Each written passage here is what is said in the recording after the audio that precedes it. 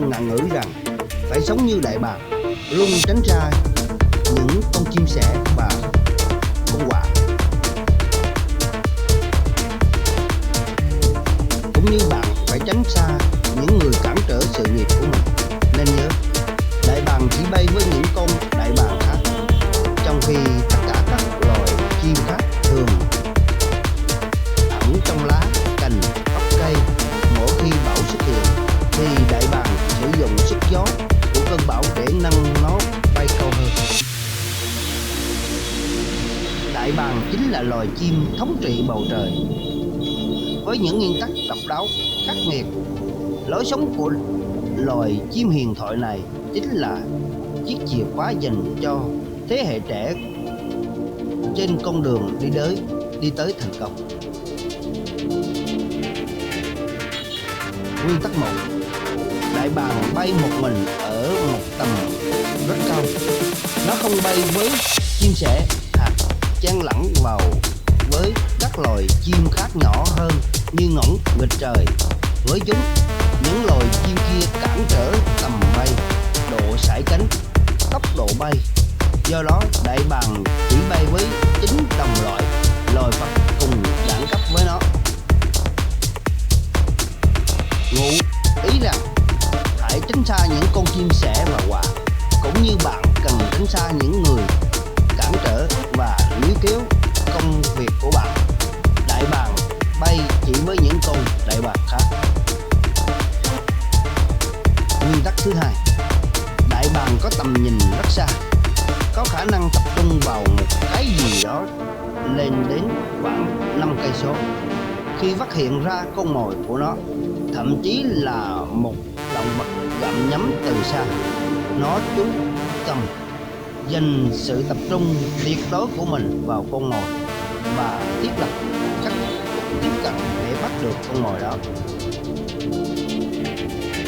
Không có vấn đề gì có thể cản trở được nó. Con đại bàng sẽ không thay đổi mục tiêu con mồi cho đến khi nó bắt được. Ngụ ý rằng có một tầm nhìn rộng và tập trung cao độ. Khi làm việc thì sẽ không có vấn đề gì gây trở ngại với bạn và bạn sẽ thành công.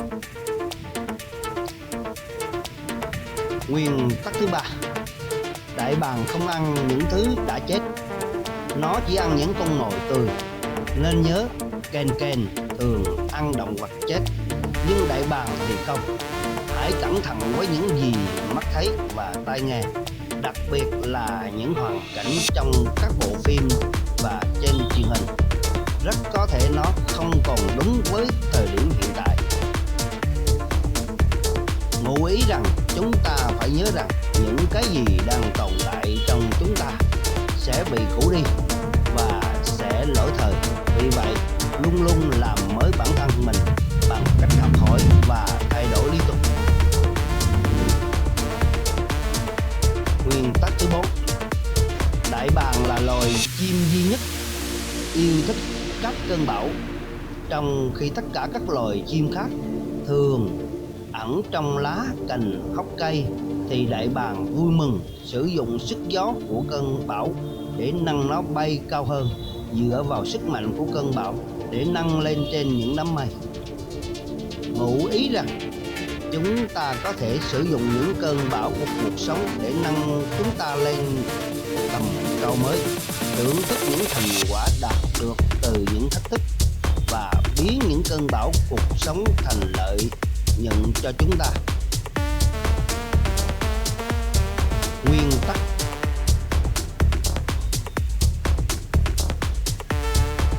thứ 5. Đại bàng luôn có bài kiểm tra trước khi nó đặt niềm tin vào con khác. Như một con đại bàng cái gặp một con đực và cả hai muốn giao phối, con cái bay xuống mặt đất trong khi con đực theo đuổi nó. Nó liền gấp một cành cây khô và bay lên cao. Con đực vẫn bám theo phía sau.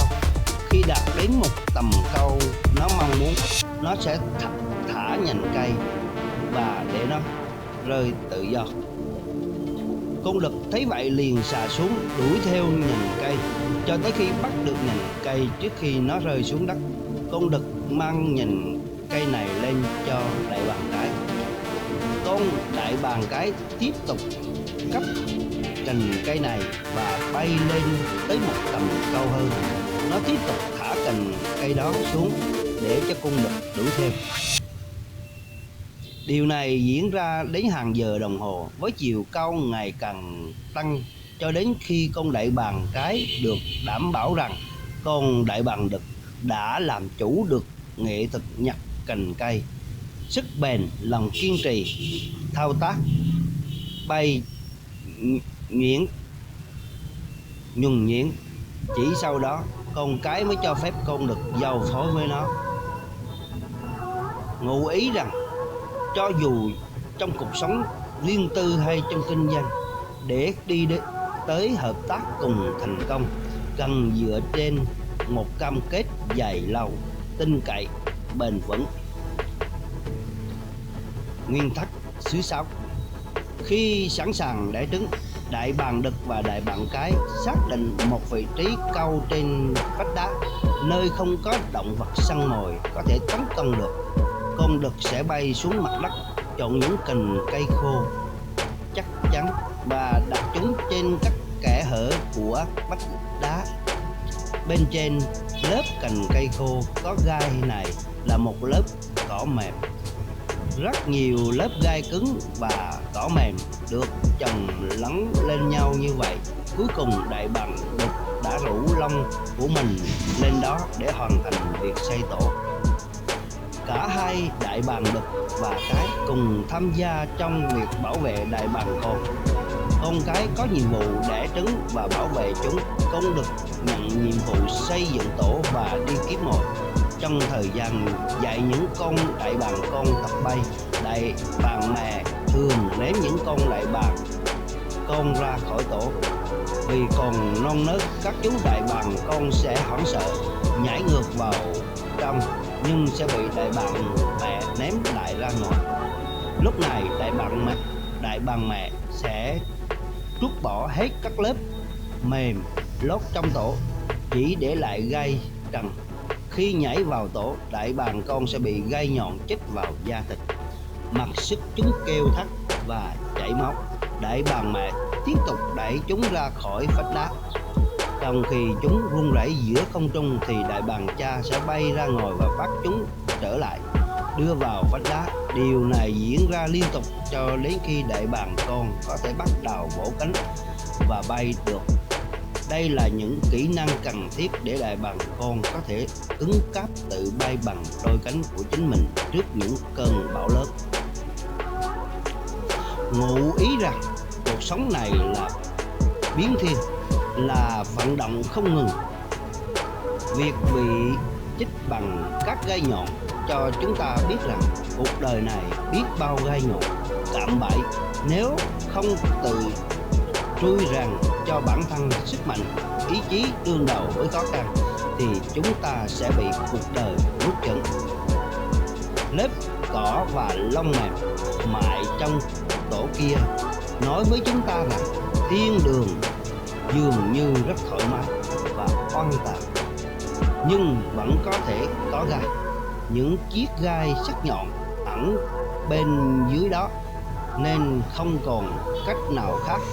Chúng ta buộc phải phát triển và bay ra khỏi chiếc tổ của mình. Những người yêu thương chúng ta nhiều khi đặt chúng ta trước trùng trùng thử thách.